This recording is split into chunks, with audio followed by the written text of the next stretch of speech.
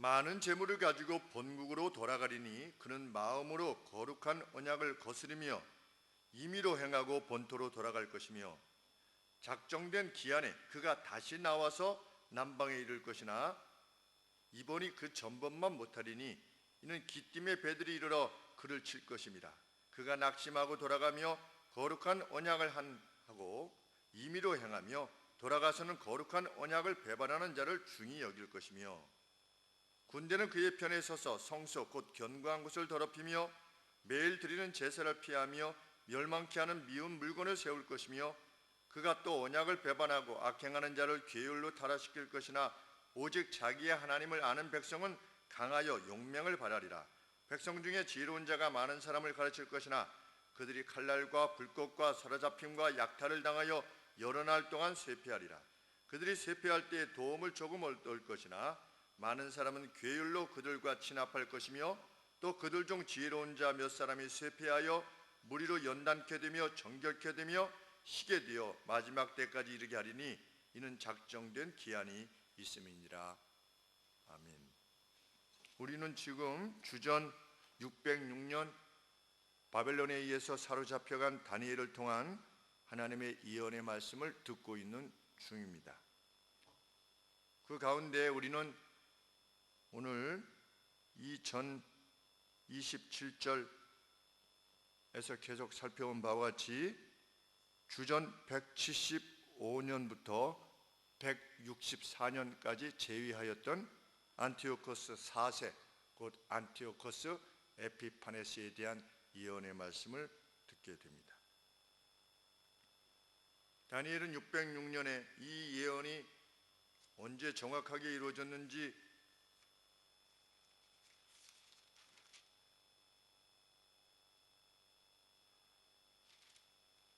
이제 10장 1절에 페르시아 왕 고레스 3년에 이런 말씀들 보면 벌써 잡혀간 지 70년 뒤에, 그러니까 다니엘이 거의 마지막 시점에 잡혀갔을 때를 한 그냥 낮게 잡아도 10살 정도 잡으면 벌써 80살인 거지요.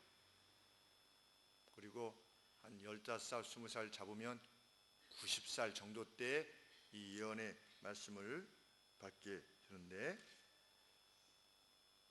이때 그러니까 주전 한 530년경 그리고 뭐 520년경 530년경 그때 이 뒤에 역사가 어떻게 될 것이다 라고 하는 내용을 지금 예언을 들어서 기록으로 남긴 것이지요. 우리는 27절까지 안티오코스 에피파네스, 안티오코스 4세에 대한 내용을 지금 살피고 있는데 28절은 이렇게 말하고 있습니다. 이 전에 어떻게 했습니까? 남방을 정복하러 갔는데 거의 정복했는데 못했다. 왜 못했다고 그랬습니까?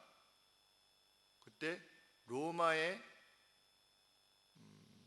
컨설이라고 그러는데 우리 번역하면 영사라고 그러는데 그 영사로 표현하기는 좀 그렇죠. 그러니까 로마의 어떤 그 장군이 북쪽 자기 나라 쪽을 공격한 겁니다. 그러니까 이집트를 치러 왔다가 거의 정복했는데 이 로마가 자기의 집 안방을 공격했다는 이야기를 듣고 급히 이제 다시 올라가게 되는 것이지요. 그래서 28절에 그 북방 왕은 에피파네스지요. 안티오코스 4세는 많은 재물을 가지고 본국으로 돌아갈 것이다. 애굽에서 약탈한 것 이것을 가지고 올라가게 될 것이다. 이렇게 이해했는데 정말 역사 가운데 그렇게 드러난 것이죠. 돌아갈 건데 그는 마음으로 거룩한 언약을 거스리며 자기 마음대로 행하고 본토로 돌아갈 것이다.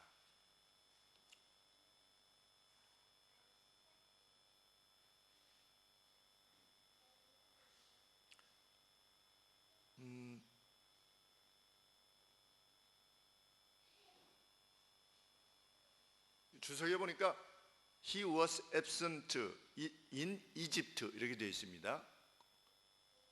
그가 없었을 때 in Egypt. 그래서 이게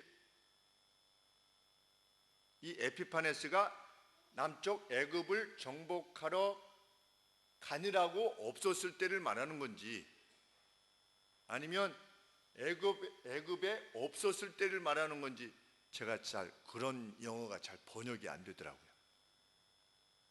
무엇인지 혹시 생각이 나시는데 어떻게 해석해야 되는지. He was absent in Egypt 이렇게 되어 있습니다. 여하간에 그가 없었어요. 그때가 애굽에 있었을 때인지 아니면 애굽에서 이렇게 없고 돌아가던 때인지 알 수 없는데, 28절의 예언은 본국으로 돌아갈 건데 그는 마음으로 거룩한 언약을 거스릴 것이다 그랬습니다. 근데 나중에 후대에 어떤 일이 있었냐면, 그 에피파네스가 죽었다는 소문이 들었습니다. 돌았습니다. 루머가 이스라엘에. 그러니까 이 에피파네스가 처음에 그 대제사장을 대제사장 측에서 패하고 자기 마음에 맞는 사람을 세우지 않았습니까? 그러다가 그 사람도 마음에 들지 않으니까 그 사람의 또 다른 사람을 또 세웠었죠. 그랬는데 이 첫 대제사장 말고 그 다음에 세워졌다가 이게 그 자리를 잊어버렸던 그 대제사장이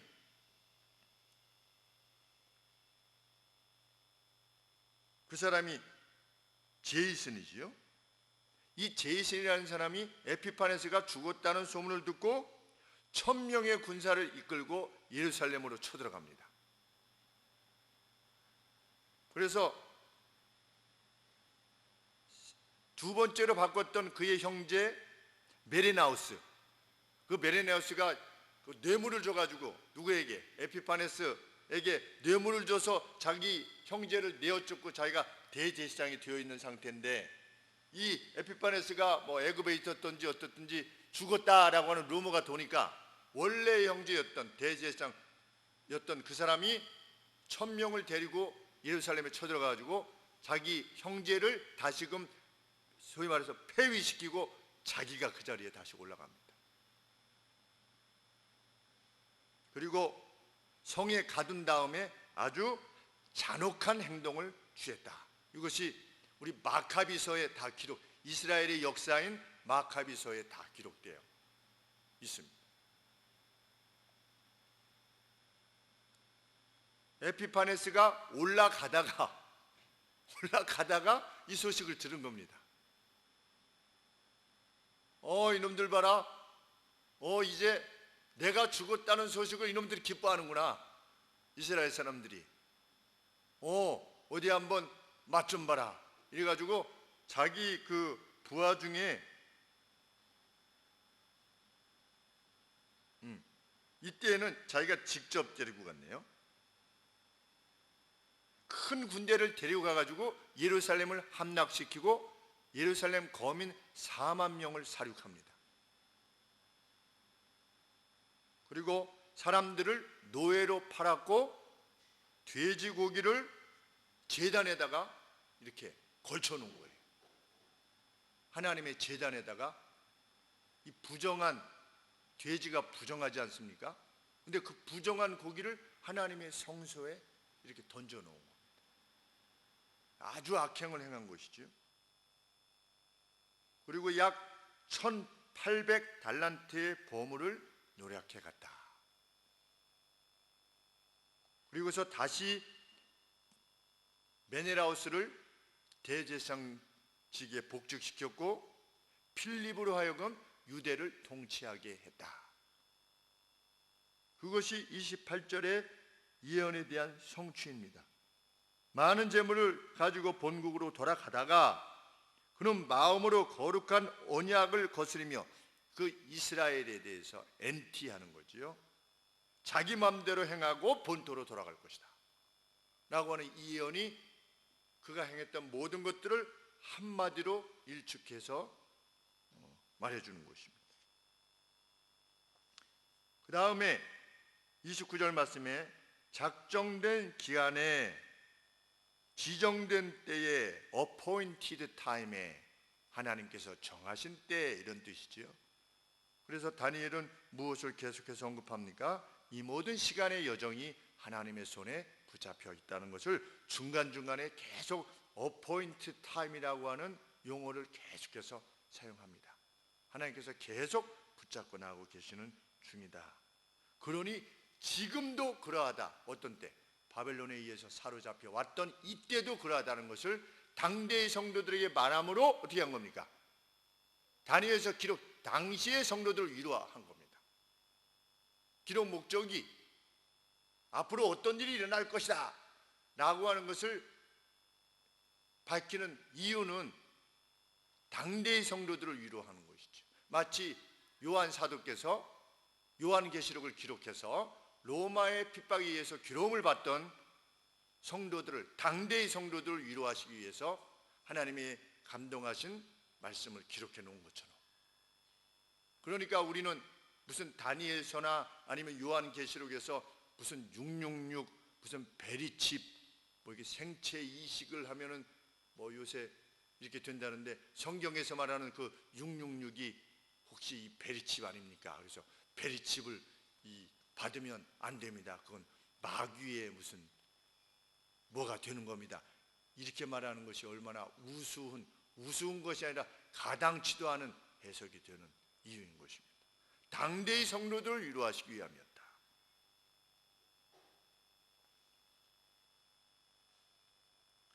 이후에 성경은 지정된 때에 어떻게 할 것이다. 그가 다시 나와서 남방에 이를 것이나 이번이 그 전번만 못할 것이다. 다시 에피파네스가 애굽을 공격할 것이다, 이거지요. 그런데 정말 에피파네스가 다시금 공격을 한 것입니다. 애굽을. 그랬는데 알렉산드리아까지는 이게 그냥 순조롭게 갔습니다. 그런데 알렉산드리아까지 갔는데 무슨 보고를 듣냐면 로마의 사절단이 남방 왕의 간청을 듣고 배를 타고 애굽에 도착한 겁니다.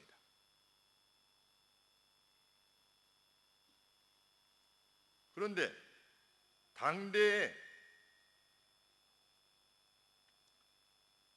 로마의 장군인 에밀레우스가 마케도니아를 완전히 정복한 때랍니다. 그러니까 무시무시한 힘으로 이제 로마가 힘을 발하고 있는 때지요. 그래서 애굽을 공격하러 갔는데 그 무시무시한 힘으로 이제 확장되어 가고 있는 로마의 사절단이 애굽에 도착한 겁니다. 원군으로 남방왕의 도움을 요청을 받아서. 그래서 어떻게 합니까? 할 수 없이 회군하게 된 것입니다. 그것이 역사예요.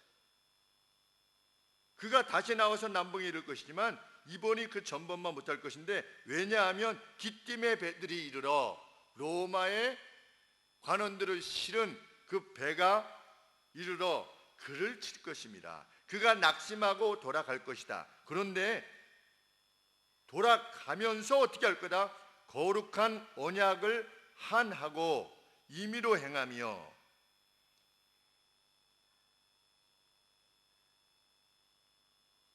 거룩한 언약에 대해서 분노하고 다시 한번 어떻게 되는 겁니까? 예루살렘에 대해서 하나님의 언약에 대해서 분노하며 자기 마음대로 행하고 돌아가서는 거룩한 언약을 배반하는 자를 중히 여길 것이며, 그러니까 유대인들 가운데 하나님의 도를 배반하는 자들을 아주 요직에 등용할 것이다. 이런 사태가 발생할 것이다 했는데, 정말 어떻게 한 것입니까? 작전상 퇴각하다가 로마 관원들 때문에 퇴각하면서 자기의 그 장군이었던 아폴로니우스에게 22,000명의 병력을 주어가지고 따로 떼어서 너 가서 예루살렘을 초토화해라. 라고 하는 명령을 내립니다. 그래서 이 아폴로니우스가 와가지고 22,000명으로 예루살렘의 큰 무리들을 다시 한번 사륙합니다. 그러니까 예루살렘은 계속 당한 겁니다. 왜? 하나님을 떠나가지고. 도시가 약탈됐고 여러 곳에 불을 놓았다. 이게 다 기록이 남아있는 겁니다. 마카비서에. 집들을 다 무너뜨렸고 담을 헐어버렸다. 그 다음에 다윗성 언덕에 성전을 내려다볼 수 있는 요새를 만들었다.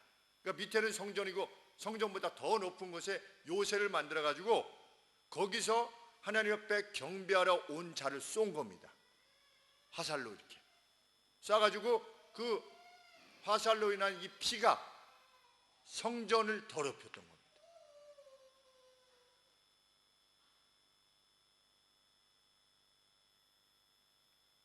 그래서 성전이 황폐화됐고 예배 전체가 없어져 버린 겁니다. 그래서 예루살렘 네이티브가 거기 살지 못하고 이방인들이, 스트레인저들이 거기에 살게 되었다. 이것이 기록이.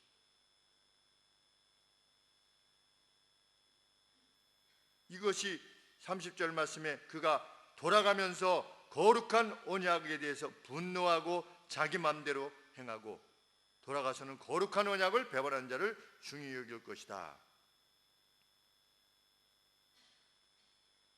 과연 에피파네스는 안디옥에 돌아와가지고, 그러니까 자기 부하는 가서 그렇게 이스라엘을, 예루살렘을 막 도륙하는 가운데 이 에피파네스는 안티오크스, 그 시리아 북쪽에, 그러니까 지금의 레바논 그 위쪽에 그걸로 돌아와서 명령을 내리는데 앞으로는 그리스 종교를 따르라. 그래서 그리스 종교를 따르지 않으면 너희는 다 죽일 것이다. 이런 명령을 내리게 됩니다. 그래서 유대교 율법을 다 폐지하고 이방 경배가 행하여졌는데 예루살렘 자체가 올리푸스 산에 있는 그 주피터에 드려졌다. 이렇게 되어 있습니다. 그러니까 아마 그 예루살렘 성전에다가 무슨 주피터 상이 있나 보지요. 주피터가 목성인데 그 사람들은 그런 어떤 신을 섬겼으니까 이 올림푸스의 그 주피터 상 혹시 아십니까? 주피터에 대해서. 그리스 신화에서 무슨 주피터라고 좀 들어보셨죠? 그렇죠? 헤라, 뭐 제우스 뭐 이런 것처럼 포세이돈. 그런데 예루살렘 자체를 주피터에게 드렸대요. 헌정한 거죠.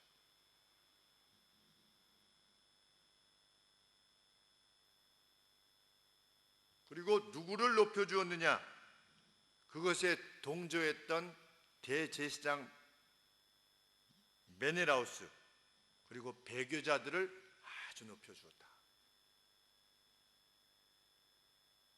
그래서 초대교회 감독 중에 그 누군가가 이런 이 다니엘서에 대해서 언급하면서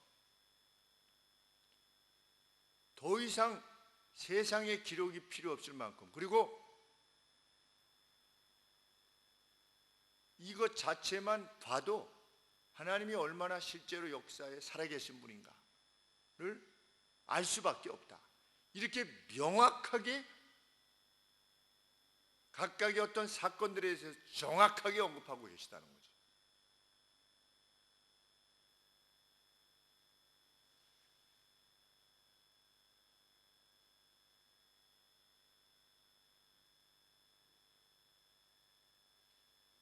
(32절) 31절 말씀에 군대는 그의 편에 서서 성소 곧 견고한 것을 더럽히며 매일 드리는 제사를 피하며 멸망케 하는 미운 물건을 세울 것이며 멸망에 역겨운 것을 그들이 세울 것이다. 이것이 명확하게 무엇인지 알 수 없지만 아마 그 주피터와 관계되어진 것이라 이렇게 생각해 보게 됩니다. 32절에 그가 또 언약을 배반하고 악행하는 자를 괴율로 타락시킬 것이나 오직 자기의 하나님을 아는 백성은 강하여 용맹을 바라리라.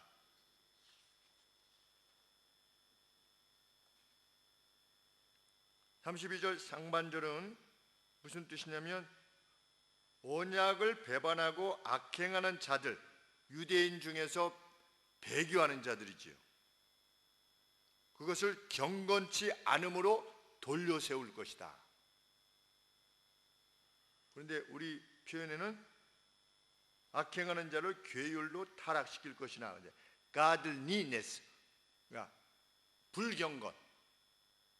불경건으로 이제 몰아세울 것이다. 그러니까 배교하고자 하는 자, 약한 자들, 그 어떤 핍박 안에서 견디지 못한 자들을 어떻게 하는 겁니까? 자꾸만 이제 돌려 세우는 것입니다.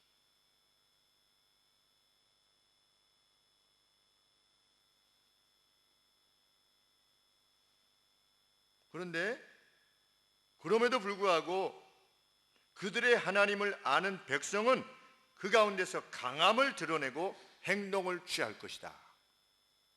그런 위기가 오고 핍박이 와도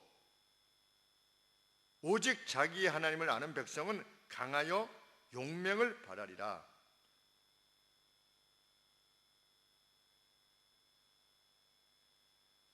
그런데 기록에 보면 여러 믿음의 사람들이, 구약 백성 중에 여러 믿음의 사람들이 죽음을 불사하고 에피파네스의 의도에 반기를 든 것입니다.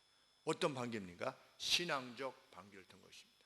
그들은 무력으로 뭘 하려고 했던 것이 아니라 죽어가기를 원했습니다. 그 중에 한 명이 서기관 중에 엘리야자르라고 하는 인물이 그렇게 죽어갔다. 그리고 한 어머니와 7 아들 역시 같은 선택을 했다. 이렇게 기록하고 있습니다. 기록에 의하면. 물론 그들 가운데 유다스 마카비우스와 같이 힘으로 로마에 맞서고자 했던 사람도 있었다. 사도행전에 보면 마띠아라고 있죠. 마띠아. 그 유다. 그러니까 사도가 가서 막 복음을 전하니까 가말리엘이라고 하는 랍비가 나와서 뭐라고 그랬습니까? 전에 유다라고 하는 자가 반역을 일으켜서, 로마에 대한 반역이지요, 일으켰다가 소멸되지 않았느냐. 그러니까 만일 이 바울이 전하는 이 복음도 하나님으로부터 난 것이 아니면 이게 다 소멸될 거니까 좀 지켜보자 라고 이 사도행전에서 언급하고 있는데, 바로 거기서 말하고 있는 유다입니다. 그 유다가 이름이 유다스 마카비우스인데, 그들은 무력으로 이제 힘을 모아서 로마에 맞서려고 했던 것이죠. 그리고 예수님 당대에도 누가 있었습니까? 열심당원이 있었죠. 진리의 땅. 질이 열심이잖아요. 질, 하나님의 뜻에 열심이다 라고 하는 의미를 지녔나 봅니다. 그래서 진리의 땅이 어떻게 했습니까? 로마에 항거하자, 우리 하나님의 백성인데 우리도 무력을 사용해서 막자 그랬는데 결국 실패한 것이죠. 예수님은 그것을 지원하시지 않으셨고, 그러니까 예수님께서 오셔서 행하실 때에도 이스라엘에 대한, 그 로마에 대한 그런 입장이 있었던 거지요. 그러니까 그런 배경으로 인해서 로마에 세금을 내는 것이 합당합니까? 이게 물어보기도 하는 것이고, 로마의 백부장의 종을 고쳐주는 것은 이거는 있을 수 없는 일이지요. 점령군의 요청을 들어주는 건 아니겠습니까? 요즘으로 치면 정말 매국이죠. 이스라엘 백성들 입장에 보면. 예수님 뭐라고 말씀하셨습니까? 나는 이 땅에 그 무엇을 위해서 온 것이 아니다.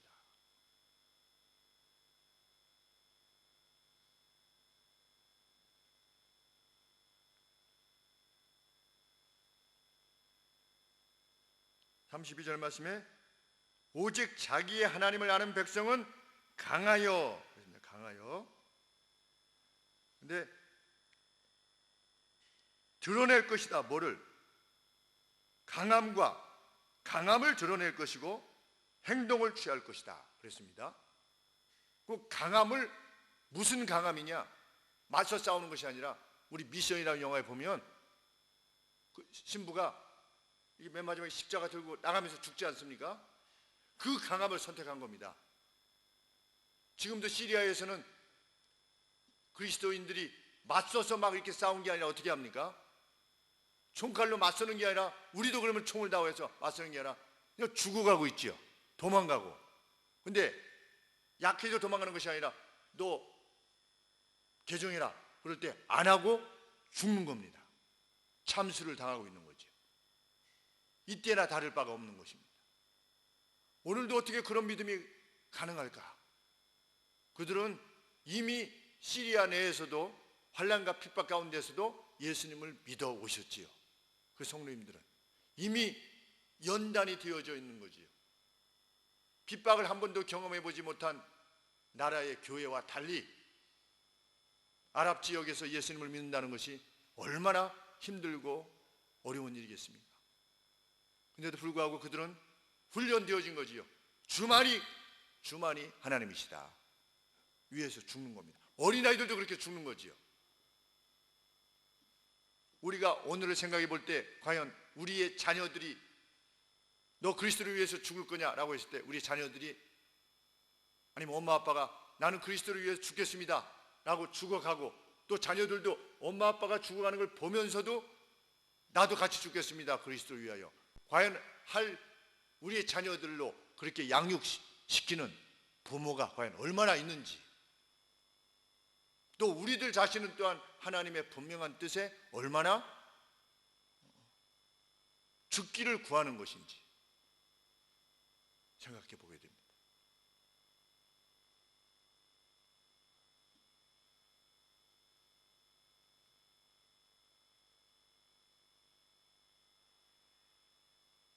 그들의 그러한 순교는 백성 중에 지혜로운 많은 자는 바로 그런 분들이죠. 사람을 가르칠 것이다. 사람들로 하여금 하나님의 의로운 길이 무엇인가를 드러낼 것이다. 그 예언 그대로 그들은 순교로 에피파네스를 부끄럽게 했다.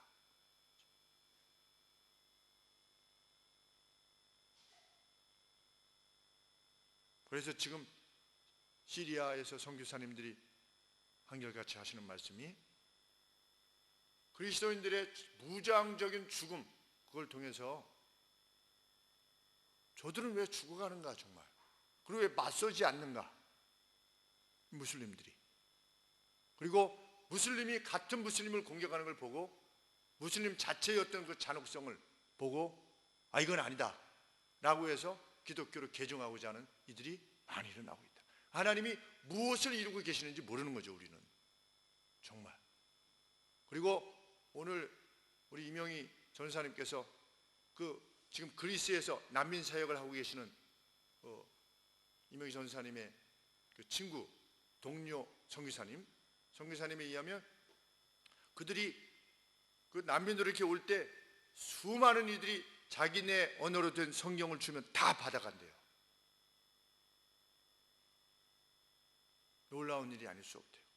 그래서 천권을 주민한테 동이 나가지고 마침 그리스를 이렇게 방문했던 어떤 그 지방의 교회 목사님이 그 배를 탔는데 난민하고 같이 타게 됐대요. 난민들하고. 그래서 그 상황을 보고 여행을 중단하고 어떻게 하면 이들을 돕겠는가 해가지고 그 교회에서 성경 10,000권을 이렇게 사서 지원하기로 이렇게 결정을 해서 그리고 또 그들에게 먹을 것을 공급하기 위한 여러 이곳저곳에 흩어져 있나 봅니다. 그러니까 그 봉고를 구입하는데 또 어떤 분이 봉고를 사주셔서 매일 먹을 것을 그들에게 공급하는 일을 하고 있는데 할렐루야 하나님 앞에 찬양을 돌린다. 이렇게 그리스도를 통해서 다 이제 유럽 쪽으로 나아가니까 그 과정에서 그리스도의 사랑을 인식하는 그런 일들이 일어나고 있다. 이런 보고를 듣게 됩니다.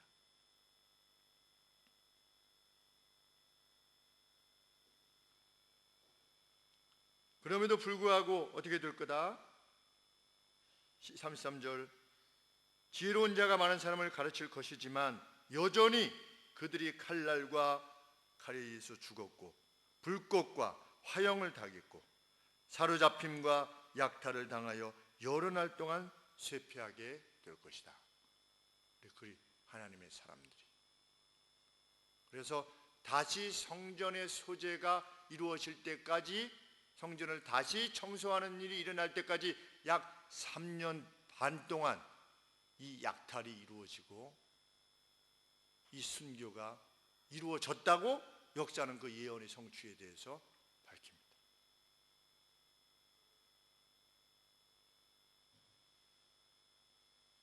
34절 상반절이 그들이 쇠파할 때 도움을 조금 얻을 것이나 그런 예언대로 마띠아스와 그의 5 아들들이 용기를 가지고 무장한 힘으로 에피파네스 편을 공격할 것이었지만 많은 사람들이 외식에 있어 괴율로 그들과 친함할 것이며 많은 사람들이 외식에 있어 그들과 함께 합류할 것이다 라는 예언대로 누구랑 합류하는 겁니까? 많은 사람이 거짓으로 그들과 친합할 것이다. 그러니까 그 에피파네스에 대해서 어떤 사람들이, 일부의 사람인데 그 일부의 사람들 중에 유명한 사람이 조금 아까 언급했던 마띠아스, 그 유다스 마띠아스, 이 사람들이, 그리고 5 아들이 에피파네스를 공격할 때 다른 사람들이 합류할 건데 실제적인 합류가 아니라 합류하는 척하는 자들이 있을 것이다. 그런데 마카비서에 보면 후에 그 예언의 성취가 되어진 것이, 그 인물 중에 요셉과 아자리오스 같은 사람이 있는데 그들은 자기들이 이스라엘 사람들에게 영웅이 되기 위해서, 또 명성을 얻기 위해서 그들은 합류를 했고, 또 사람이 같이 싸우다가 죽었는데 나중에 보니까 죽은 옷 속에 우상이 숨겨져 있는 그런 자들도 그 싸움에 동참했고, 그러니까 동기 자체가 하나님을 위한 것이 아닌 거지요. 그 다음에 마지막으로는 로드커스라는 인물이 있었는데 그 자는 나중에 보니까 그 에피파네스에다가 이쪽 정보를 다 알려준 거예요. 이런 자들이 있었다. 그것이 마카비서에 이렇게 기록되어 있는데 이것이 이루어질 것이다 라고 하는 내용이 성취되는 것이지요. 34절 말씀 하반절에 많은 사람은 괴율로 그들과 친함할 것이다, 합류할 것이지만 그것이 진짜 합류가 아닐 것이다 라고 하는 예언이 성취된 것입니다. 성경은 그것을 통해서 무엇이 이루어질 것이다? 35절 말씀에 그들 중 지혜로운 자 몇 사람이 쇠피하여 죽는 거죠. 그렇죠? 순교당하고 그 순교함으로 무리로 연단되며 정결케 되며 희게 되어 마지막 때까지 이르게 할 것이다. 이러한 핍박이 이루는 것은 뭐다? 그들의 순교가 이루는 것이 뭐다? 그것들을 지켜보면서 하나님의 무리들이 어떻게 되는 겁니까? 연단되며, 연단이라고 하는 것은 멜트라고 해서 녹여지는 겁니다. 이렇게 완전히 녹여져서 그 안에 불순물이, 우리가 딱딱할 때는 그 메탈 안에, 이 금속 안에 뭐가 불순물이 있는지 모르지요. 근데 그걸 녹이면 어떻게 됩니까? 그 안에 불순물이 드러나게 되어 있지요. 하나님께서 핍박과 재난을 통해서 그 안에 있는 불순물이 무엇인가를 알기 위해서 녹여내시는 거죠. 너의 믿음 가운데 불순물이 뭐냐를 위하여서 녹이시고, 그 다음에 정결케 되며, 이거는 뭐냐면 제거하는 겁니다. 펄지라고 이렇게 되어 있는데, 펄지, PURG라고 이렇게 번역을 해놨는데 제거하는 겁니다. 뭐를? 녹여서 그 불순물을 제거하는 거지요. 그래서 무엇을 하려고? 교회를 희게 만드시려고, 교회를 순수하게 만드시기를 원하시는 하나님의 뜻에 의해서 그 일이 이루어질 것이다. 그러니 교회가 핍박을 당하게 되면 우리는 무엇을 인식하게 되는 겁니까? 하나님께서 교회를 정결케 하시는구나. 개인적인 핍박이나 재난이 오면 하나님이 나를 정결케 하시는구나. 나를 녹이셔서 내 안에 있는 불순물이 무엇인가, 신앙적 불순물이 무엇인가를 깨닫게 하시고 그것을 제거하셔서 나를 희게 만드시려고 하는구나 라고 하는 것을 우리는 깨닫게 되는 것입니다. 그것이 죄를 짓지 않는 그리스도인들이 직면한 재난의 의미라고 성경은 설명하고 있죠.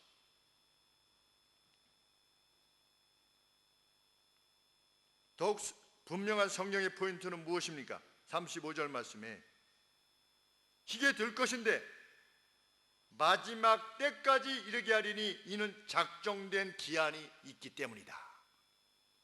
이것도 어떻다? 작정된 기한을 하나님께서 정해두셨다. 그들은 일시적으로 패배하는 것처럼 보일 것이다. 그러나 하나님께서 그 작정된 기간이 끝나면 하나님이 이루시고자 하시는 일을 또 이루어 가실 것이다. 역사의 주인은 여전히 하나님이시다. 그러니 너희들은 어떻게 해라? 그 역사를 주관하시는 하나님이 너희의 죄 때문에 바벨론으로 사로잡히도록 바벨론 왕을 맨매로 사용하여서 너희가 잡혀왔다는 것을 기억하고 어떻게 하라는 것이지요?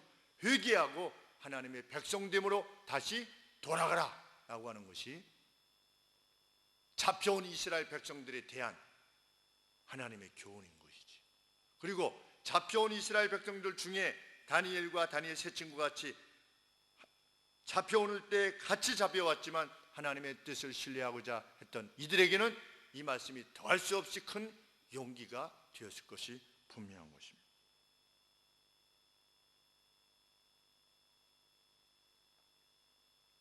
그래서 이 에피파네스 때 하나님의 사람들은 무엇을 그 손에 가지고 있었습니까?